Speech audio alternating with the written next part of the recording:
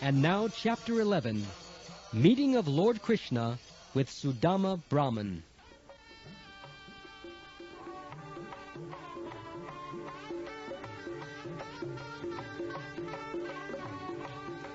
King Parikshit was hearing the narrations of the pastimes of Lord Kṛṣṇa and Lord Balaram from Shukdev Goswami.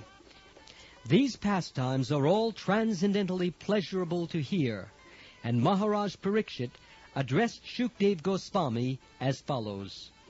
My dear Lord, the Supreme Personality of Godhead, Krishna, is the bestower of both liberation and love of God simultaneously. Anyone who becomes a devotee of the Lord automatically attains liberation without having to make a separate attempt. Because the Lord is unlimited, His pastimes and activities for creating, maintaining, and destroying the whole cosmic manifestation are also unlimited. I therefore wish to hear about His other pastimes, of which you may not have spoken as yet. My dear Master, the conditioned souls within this material world have been frustrated by searching out the pleasure of happiness derived from sense gratification. Such desires for material enjoyment are always piercing the hearts of conditioned souls. But I am actually experiencing how the transcendental topics of Lord Krishna's pastimes can relieve one from being affected by such material activities of sense gratification.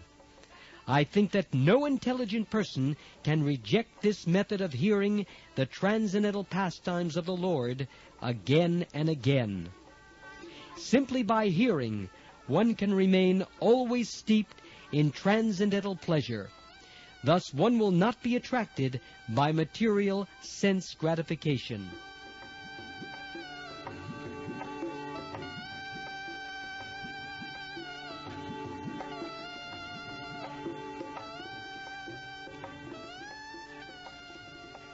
In this statement, Maharaj Parikshit has used two important words, Vishana and Visheshagya. Vishana means morose. Materialistic people invent many ways and means to become fully satisfied, but actually they remain morose. The point may be raised that sometimes transcendentalists also remain morose. Parikshit Maharaj, however, has used the word Visheshagya. There are two kinds of transcendentalists, namely the impersonalists and the personalists. Visheshagya refers to the personalists, who are interested in transcendental variegatedness. The devotees become jubilant by hearing the descriptions of the personal activities of the Supreme Lord, whereas the impersonalists, who are actually more attracted by the impersonal feature of the Lord, are only superficially attracted by the Lord's personal activities. As such, in spite of coming in contact with the pastimes of the Lord, the impersonalists do not fully realize the benefit to be derived, and thus, due to fruitive activity, they remain in exactly the same morose position as the materialists.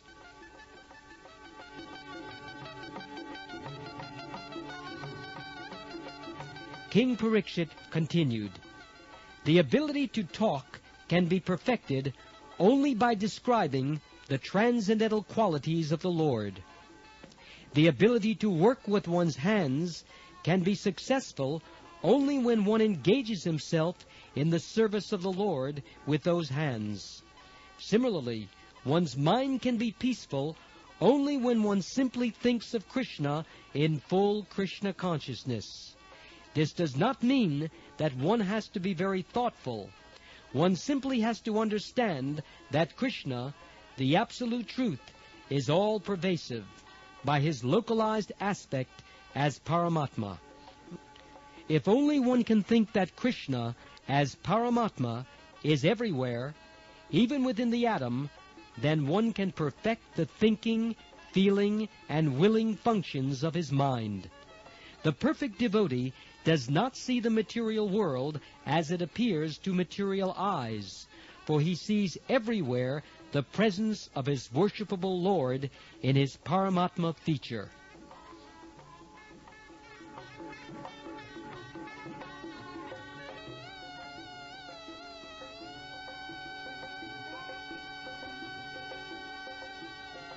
Maharaj Parikshit continued by saying that the function of the ear can be perfected simply by engagement in hearing the transcendental activities of the Lord, and the function of the head can be fully utilized when the head is engaged in bowing down before the Lord and his representative. That the Lord is represented in everyone's heart is a fact, and therefore the highly advanced devotee offers his respects to every living entity, considering that the body is the temple of the Lord. But it is not possible for all men to come to that stage of life immediately, because that stage is for the first-class devotee.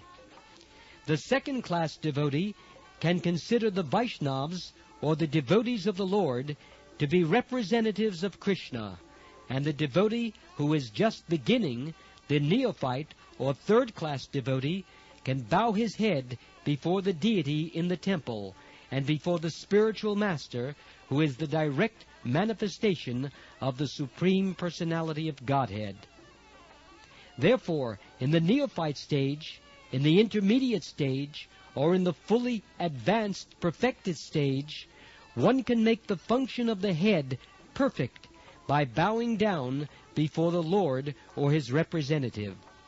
Similarly, one can perfect the function of the eyes by seeing the Lord and his representative. In this way, everyone can elevate the functions of the different parts of his body to the highest perfectional stage, simply by engaging them in the service of the Lord or his representative. If one is able to do nothing more, he can simply bow down before the Lord and his representative and drink the Charanamrita, the water which has washed the lotus feet of the Lord or his devotee.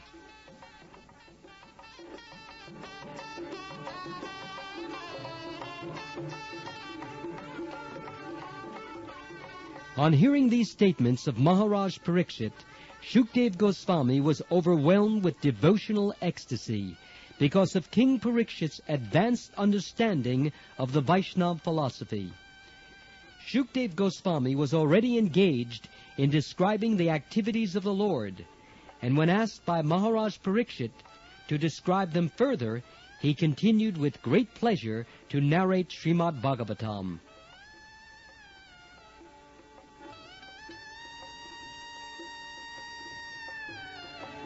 There was a very nice Brahmin friend of Lord Kṛṣṇa.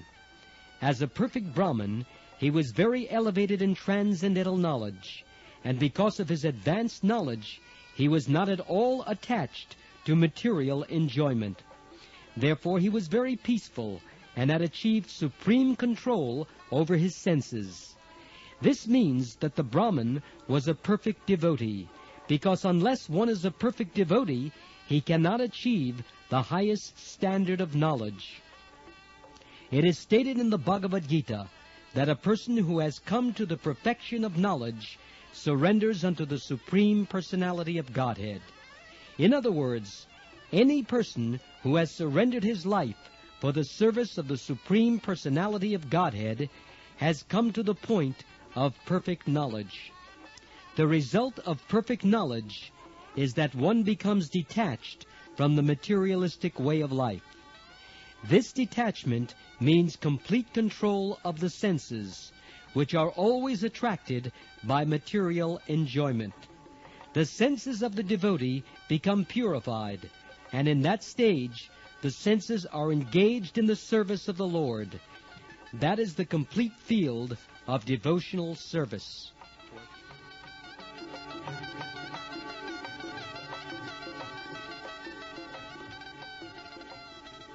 Although the Brahmin friend of Lord Kṛṣṇa was a householder, he was not busy accumulating wealth for very comfortable living.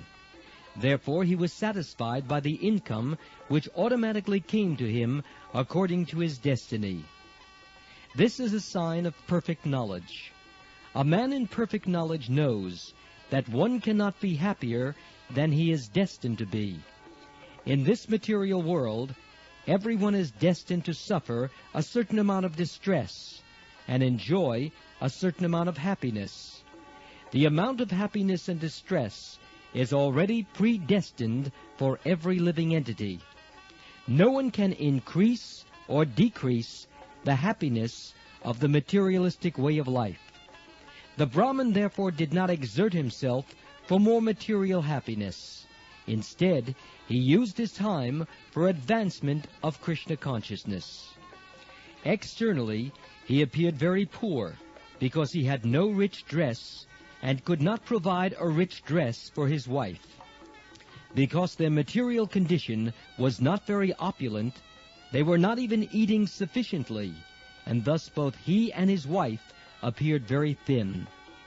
The wife was not anxious for her personal comfort, but she felt concerned for her husband, who was such a pious Brahmin. She trembled due to her weak health, and although she did not like to dictate to her husband, she spoke as follows.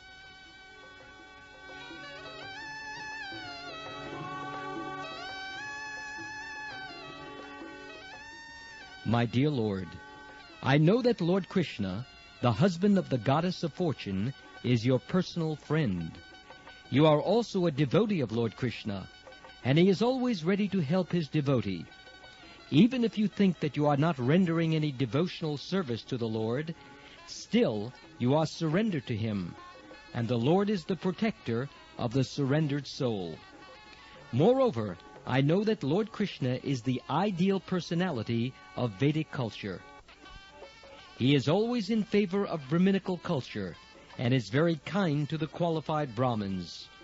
You are the most fortunate person, because you have as your friend the Supreme Personality of Godhead. Lord Kṛṣṇa is the only shelter for personalities like you, because you are fully surrendered unto him. You are saintly, learned, and fully in control of your senses. Under the circumstances, Lord Kṛṣṇa is your only shelter. Please, therefore, go to him. I am sure that he will immediately understand your impoverished position. You are also a householder. Therefore, without money, you are in distress. But as soon as he understands your position, he will certainly give you sufficient riches so that you can live very comfortably.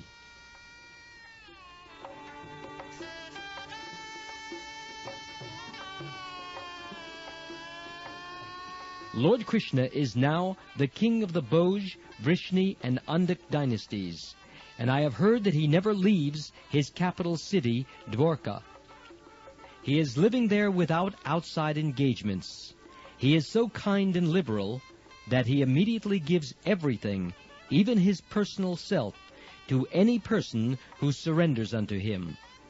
Since he is prepared to give himself personally to his devotee, there is nothing wonderful in giving some material riches.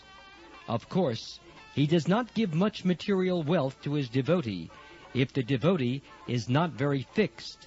But I think that in your case, he knows perfectly well how much you are fixed in devotional service.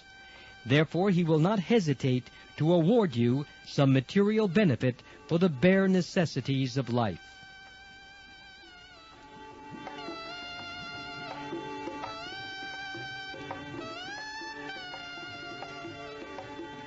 In this way, the wife of the Brahmin again and again requested, in great humility and submission, that he go to Lord Kṛṣṇa.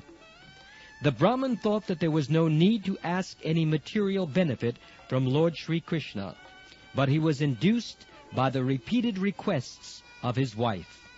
Moreover, he thought, if I go there, I shall be able to see the Lord personally.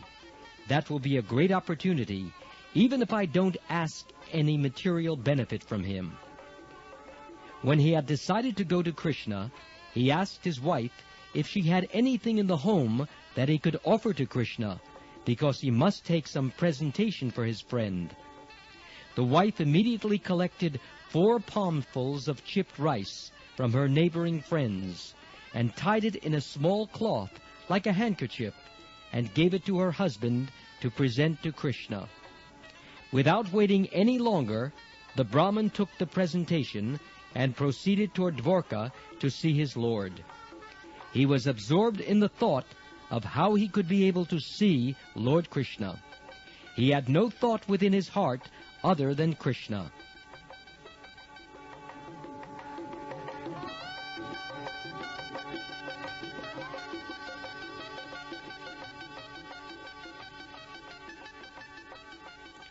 It was, of course, very difficult to reach the palaces of the kings of the Yadu dynasty, but Brahmins were allowed to visit.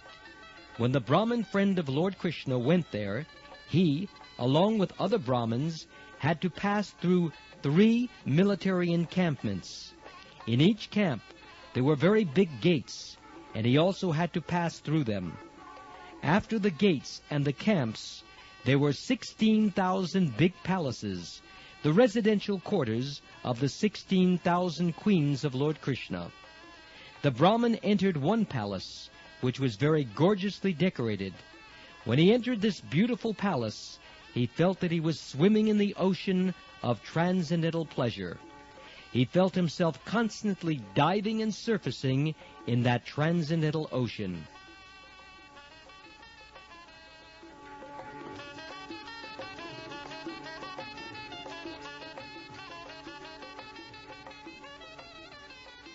At that time, Lord Kṛṣṇa was sitting on the bedstead of Queen Rukmini. Even from a considerable distance, he could see the Brahmin coming to his home, and he could recognize him as his friend. Lord Kṛṣṇa immediately left his seat and came forward to receive his Brahmin friend, and upon reaching him, embraced the Brahmin with his 2 arms. Lord Kṛṣṇa is the reservoir of all transcendental pleasure, yet he himself felt great pleasure upon embracing the poor Brahmin, because he was meeting his very dear friend. Lord Kṛṣṇa had him seated on his own bedstead, and personally brought him all kinds of fruits and drinks to offer him, as is proper in receiving a worshipable guest. Lord Sri Krishna is the supreme pure, but because he was playing the role of an ordinary human being, he immediately washed the Brahmin's feet, and for his own purification sprinkled the water onto his head. After this, the Lord smeared the body of the Brahmin with different kinds of scented pulp, such as sandalwood, aguru, and saffron. He immediately burned several kinds of scented incense, and, as usual, offered him arti with burning lamps. After thus offering him an adequate welcome, and after the Brahmin had taken food and drink, Lord Kṛṣṇa said, "My dear friend, it is a great fortune that you have come here."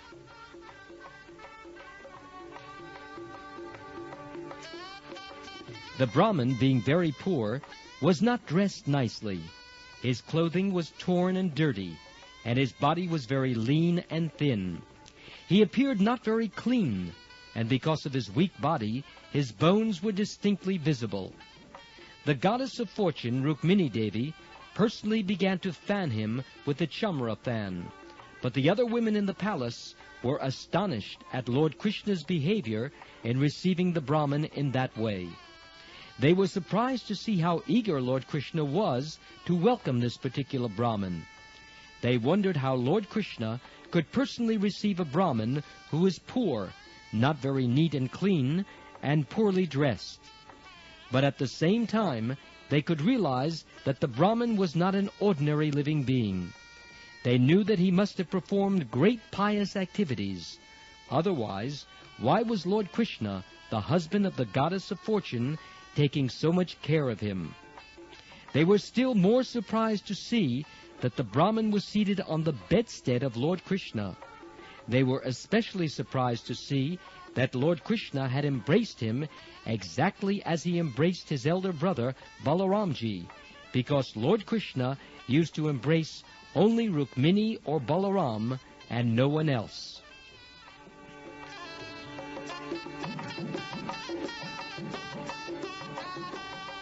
After receiving the Brahmin nicely and seating him on his own cushioned bed, Lord Kṛṣṇa said, "My dear Brahmin friend, You are a most intelligent personality, and you know very well the principles of religious life. I believe that after you finished your education at the house of our teacher, and after you sufficiently remunerated him, you must have gone back to your home and accepted a suitable wife. I know very well that from the beginning you were not at all attached to the materialistic way of life, nor did you desire to be very opulent materially, and therefore you are in need of money. In this material world, persons who are not attached to material opulence are very rarely found. Such unattached persons haven't the least desire to accumulate wealth and prosperity for sense gratification, but sometimes they are found to collect money just to exhibit the exemplary life of a householder.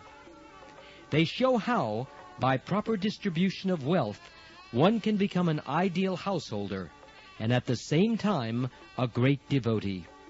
Such ideal householders are to be considered followers of my footsteps. I hope, my dear Brahmin friend, that you remember all those days of our school life, when you and I were living together at the boarding house. Actually, whatever knowledge you and I received in life was accumulated in our student life.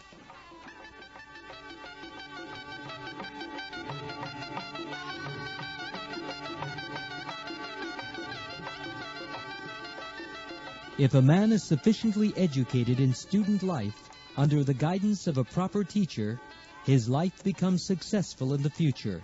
He can very easily cross over the ocean of nescience, and he is not subject to the influence of illusory energy. My dear friend, everyone should consider his father to be his first teacher, because by the mercy of one's father, one gets this body. The father is therefore the natural spiritual master. Our next spiritual master is he who initiates us into transcendental knowledge, and he is to be worshipped as much as I am. The spiritual master may be more than one. The spiritual master who instructs the disciple about spiritual matters is called Shiksha Guru, and the spiritual master who initiates the disciple is called Diksha Guru. Both of them are my representatives. There may be many spiritual masters who instruct, but the initiator spiritual master is one. A human being who takes advantage of these spiritual masters and, receiving proper knowledge from them, crosses the ocean of material existence, is to be understood as having properly utilized his human form of life. He has practical knowledge that the ultimate interest of life, which is to be gained only in this human form, is to achieve spiritual perfection and thus be transferred back home, back to Godhead. My dear friend, I am Paramatma, the Supersoul present in everyone's heart, and it is my direct order that human society follow the principles of Varna and Ashram. As I have stated in the Bhagavad Gita, human society should be divided according to quality and action into 4 Varnas. Similarly, everyone should divide his life into 4 parts.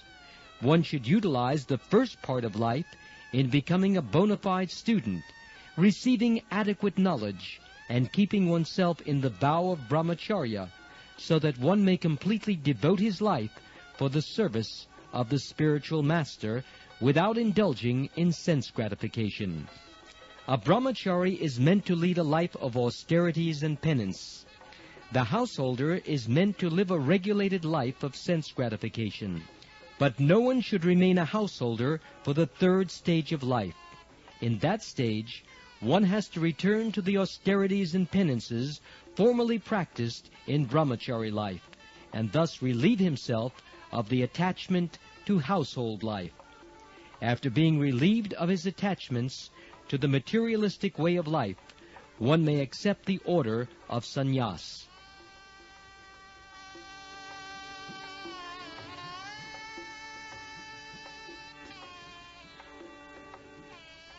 As the supersoul of the living entities, sitting in everyone's heart, I observe everyone's activity in every stage and order of life.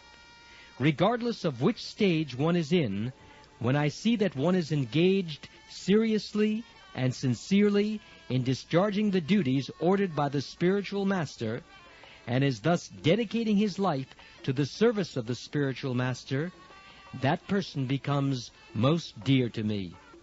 As far as the life of brahmacharya is concerned, if one can continue the life of a brahmachari under the direction of a spiritual master, that is extremely good. But if in brahmachari life one feels sex impulses, he should take leave of his spiritual master, satisfying him according to the Guru's desire. According to the Vedic system, a gift is offered to the spiritual master, which is called Guru Dakshin. Then the disciple should take to householder life and accept a wife according to religious rites.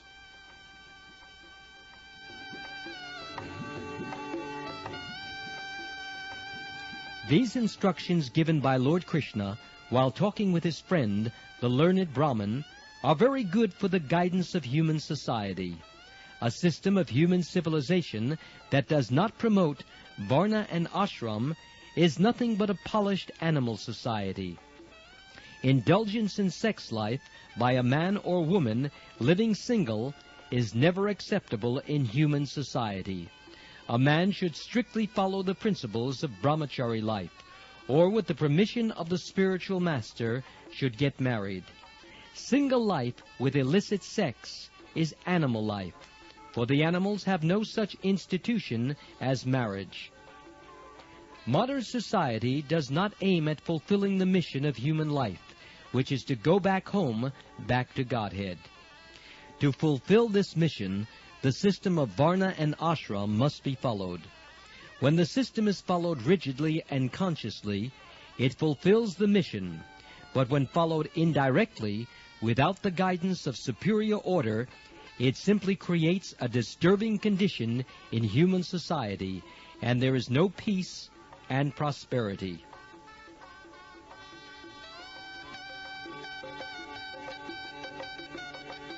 Krishna continued to talk with his Brahmin friend. My dear friend, I think you remember our activities during the days when we were living as students.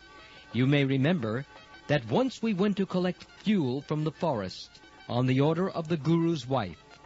While collecting the dried wood, we by chance entered the dense forest and became lost. There was an unexpected dust storm, and then clouds and lightning in the sky, and the explosive sound of thunder. Then sunset came, and we were lost in the dark jungle. After this, there was severe rainfall. The whole ground was overflooded with water, and we could not trace out the way to return to our Guru's ashram. You may remember that heavy rainfall. It was not actually rainfall, but a sort of devastation. On account of the dust storm and the heavy rain, we began to feel greatly pained, and in whichever direction we turned, we were bewildered. In that distressed condition, we took each other's hand and tried to find our way out. We passed the whole night in that way, and early in the morning, when our absence became known to our Guru Dev, he sent his other disciples to search us out. He also came with them, and when they reached us in the jungle, they found us very distressed.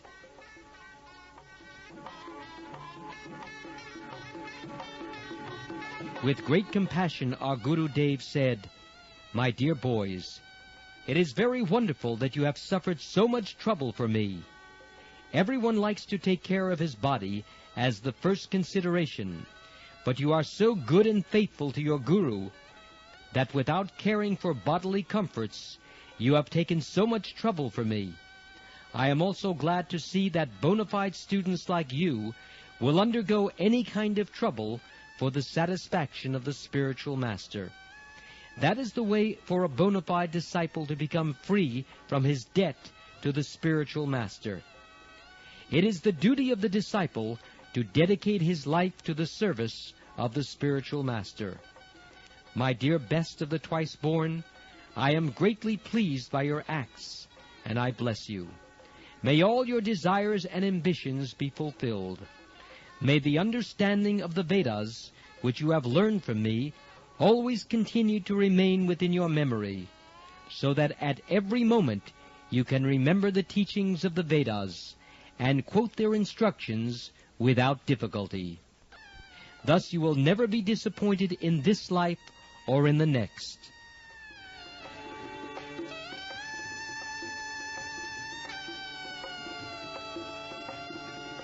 Krishna continued, "My dear friend, you may remember that many such incidents occurred while we were in the ashram of our spiritual master.